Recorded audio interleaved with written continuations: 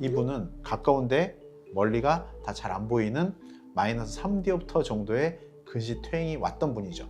그렇기 때문에 시력이 맨눈 시력이 0.25밖에 나오지 않았고, 그래서 백내장 수술을 진행을 하려고 여러 가지 검사를 시행을 했습니다. 아까 사진에서 잠깐 보시는 것처럼 실제로 망막도 어떤가 봤어요. 근데 이분이 예상치 않게 다른 질환도 갖고 있었습니다. 바로 강력 의심 단계였습니다.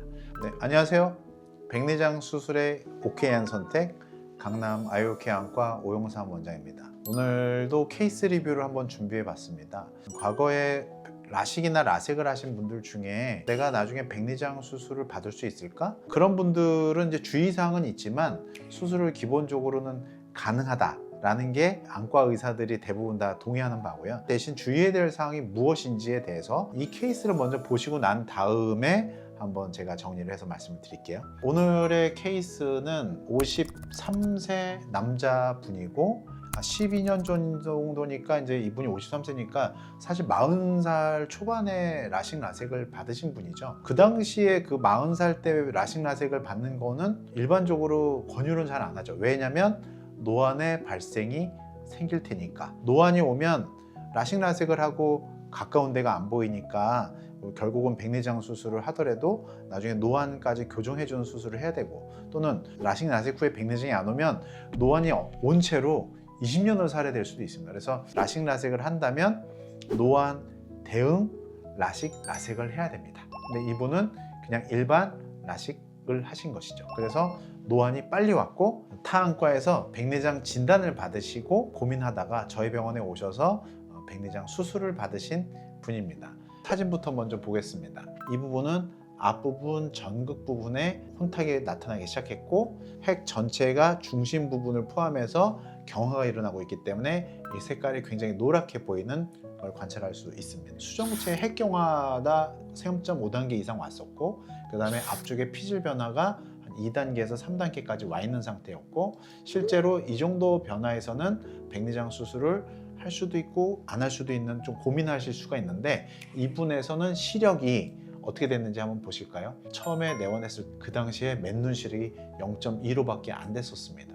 왜 시력이 많이 떨어져 있었냐면 옛날에 라식한 게 10년 됐는데 근시퇴행이 빨리 온 거예요. 근시퇴행이 적당히 오면은 노안이 있을 때 근거리를 보는 게 좀 유리할 수도 있는데, 이분은 가까운데 멀리가 다 잘 안 보이는 마이너스 3디옵터 정도의 근시 퇴행이 왔던 분이죠. 그렇기 때문에 시력이 맨눈 시력이 0.25밖에 나오지 않았고, 그래서 백내장 수술을 진행을 하려고 여러 가지 검사를 시행을 했습니다. 아까 사진에서 잠깐 보시는 것처럼 실제로 망막도 어떤가 봤어요. 근데 이분이 예상치 않게 다른 질환도 갖고 있었습니다. 바로 녹내장 강력 의심 단계였습니다. 수술 전에 망막 사진입니다. 오른쪽 눈이고 왼쪽 사진입니다. 근데 오른쪽 눈의 사진을 보시면 전체적으로 시야가 어둡게 보이는 느낌이 있죠? 백내장이 있는 것입니다. 하지만 시신경 유도 주변에 어둡게 보이는 그림자들이 보이는데, 이 그림자가 백내장일 수도 있고 유리체의 비문증일 수도 있습니다. 왼편을 보고 오른편을 봐도 이 시신경 유두의 중심 부분이 굉장히 창백하게 변해져 있는데, 왼쪽은 특히나 창백하게 변해 있는데 오른쪽은 좀 누르스름하게 보이죠? 이 창백하게 보이는 게 의미하는 바는 녹내장의 강력 의심 단계다라는 것을 시사합니다. 그래서 사실은 이분한테 이제 인공수정체를 선택하는 거에 대해서 굉장히 좀 고민을 많이 했었어요. 라식 후에 백내장 수술을 하는 것이고, 또 백내장 수술하기 위해서 검사를 해봤더니 녹내장의 위험성을 매우 많이 내포되어 있는 눈이다. 이런 경우에는 어떤 인공수정체를 선택해야 될까요?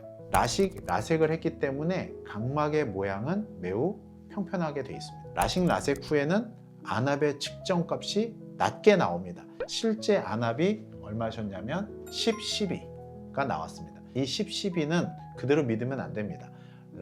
라섹을 하신 분들에서는 4나 5를 더해서 안압을 생각을 해야 돼요. 그게 진짜 안압이에요. 그러니까 15나 17의 안압이 되는 것입니다. 시신경 모양도 굉장히 창백하게 변해 있기 때문에 이렇게 창백하게 변화된 유두에서는 녹내장을 의심해야 되고, 녹내장이 있는 환자한테는 빛의 이용률이 높은 인공수정체를 써야만 합니다.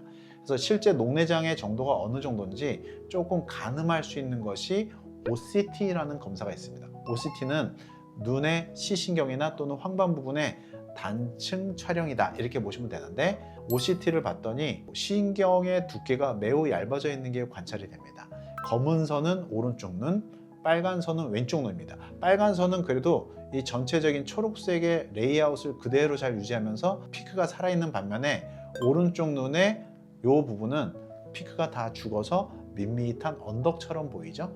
그래서 이 부분에는 신경이 매우 얇아져 있고 그것이 녹내장에 진행될 확률을 굉장히 높인다라는 사인을 보이고 있었던 환자분이었어요. 그래서 이런 분들은 인공수혈술을 선택할 때 빛의 이용률을 최대한 살릴 수 있는 인공수혈술을 선택해야 되고 또 금액도 생각을 해야 되겠죠. 비싼 렌즈일수록 빛의 이용률이 높은 렌즈가 있지만 대비감도가 떨어지는 인공수용체인 경우는 에너지 사용률이 좀 떨어지기 때문에 비싸다고 다 좋은 렌즈는 아니다. 그래서 제가 최종적으로 두 가지 후보의 인공수용체를 고민했었습니다. 첫 번째는 테크니스사에서 나온 아이엔스, 두 번째로는 알콘사에서 나온 BBT입니다. BBT는 빛의 빛번짐도 없고 빛의 이용률이 높기 때문에 아이엔스와 좀 대응할 만한 빛의 이용률을 보인다. 빛의 이용률이 높으면서도 녹내장 환자에서 안전하게 시력을 끝까지 유지할 수 있는 렌즈는 두 가지다. 클라리온 BBT를 포함해서 알콘사의 BBT 또는 아이엔스. 하지만 이분은 좀 가격적인 부분에서 고민을 많이 하셨기 때문에 그래서 아이엔스를 선택하게 됐고 수술을 진행을 했습니다. 간단하게 수술 후의 결과를 한번 보겠습니다. 수술하고 나서 시력은 1.0에 J1까지. 근거리가 이분은 수술하기 전에는 얼마 정도 봤었냐면 0.15니까 근거리를 안경을 쓰고 본다면은 한 J8 정도밖에 못 봤을 거예요. 근데 J1이라는 얘기는 40cm 근거리 시력표 중에서 제일 끝에 있는 제일 작은 글자입니다. 그 글자를 아이엔스를 수술했음에도 보인다. 기본적으로 아이엔스 렌즈는 중거리와 원거리를 목표로 만든 렌즈고 근거리인 40cm는 우리의 목표에서는 원래 아이엔스 렌즈는 빠집니다. 하지만 이분은 반대편 눈이 갖고 있는 굴절각과 또 예전에 라식을 하셨던 눈이기 때문에 일부러 오른편 수술을 할 때는 근거리를 조금은 더 목표로 맞췄어요. 그런데 아이엔스 렌즈가 좀 재밌는 것이 근거리를 좀 보게 만들어도 먼 거리가 1.2는 못 보지만 1.0, 0.9, 0.8은 잘 보입니다. 그래서 두 눈 중에 한 눈만 수술해야 되는 케이스. 이분은 반대편 눈은 시력이 1.0이 나왔었잖아요. 그렇기 때문에 두 눈 중에 한 눈만 수술해야 되는 케이스에서는 아이엔스가 매우 적합하고 합리적인 결정일 수 있다. 꼭 지금까지 한번 이게 케이스를 보시니까 라식 라섹을 했지만 백내장 수술도 너무 겁내지 않으셔도 될 것이고요. 선생님 녹내장도 있어요? 녹내장이 있어도 빛의 이용률이 높은 렌즈를 사용하면 되겠죠. 선생님 저는 아직 한쪽만 있어요. 백내장 수술할 때 그러면 어떻게 렌즈를 해야 돼요? 한꺼번에 다 백내장을 해야 될까요? 아닙니다. 한쪽만 하셔도 충분하고 한쪽 할 때 본인의 눈에 적합한 렌즈를 안과 의사 선생님하고 상의하셔서 결정하시면 됩니다.